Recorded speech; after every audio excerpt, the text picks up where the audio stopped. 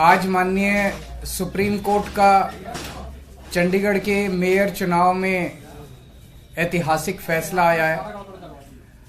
हम सब ने देखा कि किस तरह से चंडीगढ़ के चुनाव में साफ साफ था कि 20 वोट इंडिया गठबंधन के थे, 16 वोट बीजेपी के थे। 20 में से 8 वोट किस तरह से इंडिया गठबंधन के वोट गलत तरीके से इनवैलिड डिक्लेयर कर दिए गए और इंडिया गठबंधन के कैंडिडेट कुलदीप कुमार को हारा हुआ डिक्लेयर कर दिया गया, बीजेपी के कैंडिडेट को जीता हुआ डिक्लेयर कर दिया गया।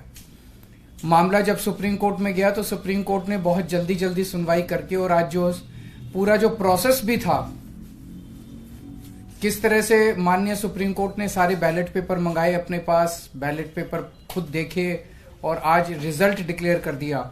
ये मुझे लगता है कि भारतीय इतिहास के अंदर शायद पहली बार हुआ है। हम सुप्रीम कोर्ट का बहुत बहुत शुक्रिया अदा करते हैं कि इतने कठिन समय में आज जो देश के अंदर जो हालात हैं, पूरा डिक्टेटरशिप चल रही है, जनतंत्र को कुचला जा रहा है जगह जगह, सारे इंस्टीट्यूशंस जो हैं वो एक तरह से कुचले जा रहे हैं, रौंदे जा रहे हैं। ऐसे में सुप्रीम कोर्ट का ये जो फैसला है ये बहुत मायने रखता है जनतंत्र के लिए और जनतंत्र को बचाने के लिए ये सुप्रीम कोर्ट का फैसला बहुत अहम है।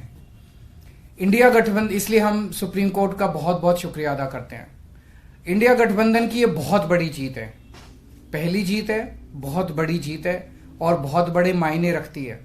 एक तरह से उन लोगों से छीन के लाए हम लोग ये जीत। उन लोगों ने तो चोरी कर लिया था ये चुनाव, उन लोगों ने तो वोट चोरी कर लिए थे, लेकिन हमने हार नहीं मानी। हम आखिरी समय तक लड़ते रहे, संघर्ष करते रहे और अंत में हमारी जीत हुई। तो ये पूरे देश के लिए, इंडिया गठबंधन के लिए बहुत बड़ी जीत है और बहुत बड़ा संकेत देती है देश को। जो लोग कहते हैं कि बीजेपी को हराया नहीं जा सकता, बीजेपी को हराया जा सकता है, एकता से हराया जा सकता है, अच्छी प्लानिंग और स्ट्रेटेजी से हराया जा सकता है और मेहनत से हराया जा सकता है। ये इस चुनाव के नतीजों ने साबित कर दिया। तो मैं इंडिया गठबंधन के सभी पार्टनर्स को बहुत बहुत इसके लिए बधाई देता हूं। चंडीगढ़ के लोगों को बधाई देता हूं, जिनको चंडीगढ़ के लोगों की एक तरह से जीत हुई। चंडीगढ़ के लोगों ने तो नतीजा यही दिया था कि भाई इंडिया गठबंधन का कैंडिडेट मेयर बनना चाहिए, लेकिन उन्होंने चोरी कर लिया चुनाव। तो एक तरह से जनता की हार हो गई थी, लेकिन अब जनता की जीत हुई है और पूरे देश की जीत हुई है। पूरे देश ने देखा कि किस तरह से बीजेपी ने यह चुनाव चोरी किया। इस चुनाव में 36 वोट थे टोटल, बीजेपी के, कांग्रेस के, आम आदमी पार्टी के, अकाली दल के 35 काउंसलर और एक मेंबर ऑफ पार्लियामेंट, 36 वोट थे। उन 36 वोट्स की काउंटिंग में बीजेपी वालों ने 8 वोट चोरी कर लिए, 25% वोट चोरी कर लिए 36 के अंदर। सोचो, अभी कुछ दिन के बाद देश का बड़ा चुनाव होने वाला है, उसमें 90 करोड़ वोट हैं। अगर ये 36 वोट में से 25% वोट चोरी कर सकते हैं, 90 करोड़ वोटों में ये कितने वोटों की चोरी करेंगे, सोच के भी रूह कांप उठती है, रोंगटे खड़े हो जाते हैं। सुनते तो थे कि बीजेपी वाले गड़बड़ करते हैं, सुनते तो थे कि बीजेपी वाले बदमाशी करते हैं, वोटों की चोरी करते हैं, पर कभी कभी मन खराब थी कि चंडीगढ़ के चुनाव के वक्त सीसीटीवी कैमरे लगे हुए थे और सीसीटीवी कैमरों के अंदर इनका सारा का सारा रंगे हाथों ये लोग पकड़े गए, सारा इनका कुकर्म पकड़ा गया। इससे साफ जाहिर है कि कितने बड़े स्तर के ऊपर ये वोटों की चोरी करते हैं। अब बड़ा मसला ये है, पूरे देश को सोचना पड़ेगा कि अगर जनतंत्र नहीं बचेगा तो कुछ नहीं बचेगा। आज जितनी कॉन्फिडेंस के साथ ये कह रहे हैं 370 सीट आएंगी, 370 सीट आएंगी, एक तरह से देश के लोगों को चैलेंज कर रहे हैं ये लोग कि तुम्हारे वोट की जरूरत नहीं है हम लोगों को, हमारी तो आ रही है 370 सीट। तुम्हारे वोट की जरूरत नहीं है हम लोगों को, हमारी तो आ रही है 370 सीट। अगर उन्हें इतना कॉन्फिडेंस है 370 सीट का, कहां से आ रहा है ये कॉन्फिडेंस? कुछ तो गड़बड़ कर रखी है इन्होंने।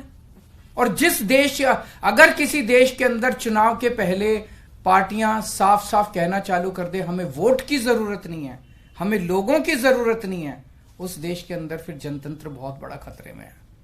पूरे देश को मिलके, 140 करोड़ लोगों को मिलके जनतंत्र को बचाना पड़ेगा।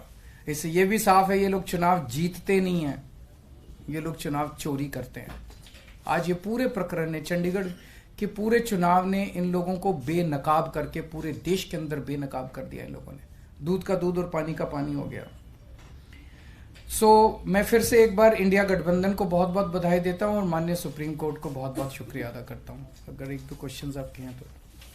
3 पार्षद भी बीजेपी में चले गए, वो भी एक बड़ी चीज है कि इनका पूरा षड्यंत्र क्या था, कि षड्यंत्र था कि हमारे अब पार्षदों को तोड़ेंगे। ये चुनाव, जैसा मैंने कहा कि पहले तो पूरी कोशिश करते हैं ईवीएम में धांधली कर दो, इसमें धांधली कर दो, किसी भी तरह से चुनाव जी, अगर हार जाएं तो फिर ये काउंसलर्स को तोड़ना चालू कर देते हैं, एमएलए को तोड़ना चालू कर देते हैं, सरकारें गिरानी चालू कर देते हैं, ईडी लगा देते हैं, सीबीआई लगा देते हैं, पैसे की गड्डियां फेंकते हैं उनकी तरफ, सब तरह से तोड़ने की कोशिश करते हैं। ये जनतंत्र थोड़ी है।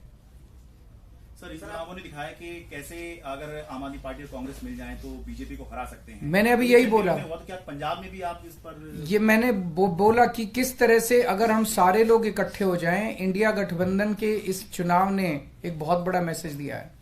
जो लोग कहते हैं कि बीजेपी को हराया नहीं जा सकता, बीजेपी को हराया जा सकता है अगर हम संगठित हो जाएं, एक हो जाएं, स्ट्रैटेजी से काम करें और मेहनत करें, हम बीजेपी को हरा सकते हैं। हमने ये चुनाव में हरा के दिखाया है। पंजाब में सोचेंगे दोबारा से? नहीं, वो स्ट्रैटेजी जीतने की स्ट्रैटेजी है, आप उसमें चिंता मत करो, उसमें जीतेंगे। अभी कई सारे राउंड्स ऑफ डिस्कशन हो चुके हैं और काफी अंतिम स्टेज पे बाकी चीजें पहुंच चुकी है। बहुत जल्दी अनाउंस होगा उनके साथ गठबंधन। आपने पंजाब का क्लियर कर दिया, अकेले बाकी सारी चीजों पे बात हो रही है, बाकी सारे स्टेट्स में बात हो रही है और कई सारे राउंड्स ऑफ डिस्कशन हो गए हैं। काफी अच्छी बातचीत चल रही है और काफी एडवांस्ड स्टेज पे है। बहुत से आपके साथी हैं जो इंडिया अलायंस की बस में चढ़े तो थे लेकिन धीरे धीरे उतरने की कोशिश कर रहे हैं। सबका अपना अपना वो है। मैं आज आपको लगता है कि उनको देख आज के जो रिजल्ट उनको उम्मीद जगी होगी और वो वापस आ सकते हैं? जो लोग देश को बचाना चाहते हैं उन सब लोगों का इंडिया गठबंधन में स्वागत है। सर आपको लग रहा है लार्ज स्केल रिगिंग भी लोकसभा के समय ये अपोजिशन को, इंडिया ब्लॉक को अब डर है, जिस तरह का पिछले कुछ दिनों में घटित हुई है चीजें? देखिए, ईवीएम को लेके बहुत प्रश्न उठते रहते हैं। जैसे मैंने बताया, इनकी मल्टीपल स्टेजेस हैं। पहले तो ये चुनाव में गड़बड़ करते हैं, तरह तरह की गड़बड़े करते हैं, वोटर लिस्ट गड़बड़ कर देते हैं, ईवीएम के अंदर गड़बड़ी की बहुत सारी शिकायतें और बहुत सारे वो आए हैं, लेकिन उसके ऊपर कभी भी इन लोगों ने जनता का विश्वास जीतने के लिए ईवीएम के गड़बड़ी जो आरोप लगे उसको इन्होंने जनता का विश्वास स्ट्रेंथन नहीं किया। तो ईवीएम के उसके बावजूद भी अगर ये कहीं चुनाव हार जाएं तो फिर ईडी है, ईडी छोड़ देते हैं, सीबीआई है, सीबीआई छोड़ देते हैं, उससे भी कोई नहीं माने, पैसे फेंकते हैं उसके तरफ, उसके बाद ये एमएलए और एमपी तोड़ लेते हैं। इस तरह से जनतंत्र मल्टीपल लेवल पे अब खतरे में है और जनतंत्र सबसे इंपॉर्टेंट है देश के अंदर। जनता की चलनी चाहिए, जनता अपनी सरकार चुने। अगर जनता की नहीं चलेगी और एक किसी व्यक्ति को अगर ये अहंकार हो जाएगा कि हमारी तो 370 सीट आ रही है, जनता की तो जरूरत ही नहीं है, 140 करोड़ लोगों की मुझे क्या जरूरत है, मेरी तो 370 सीट आ रही है, तो उसके बाद जनता कहां जाएगी? जनता अपना घर बैठे, वो कह रहे हैं कि जनता घर बैठे, हमें तुम्हारी जरूरत नहीं है। उसका मैं डिटेल्स पता करके बताऊंगा, क्योंकि मुझे नहीं पता अब लीगल क्या पोजीशन है। मेयर डिप्टी मेयर का चुनाव कराता है, तो चूंकि वो मेयर नहीं रहा, उसने चुनाव कराया, वो भी दोबारा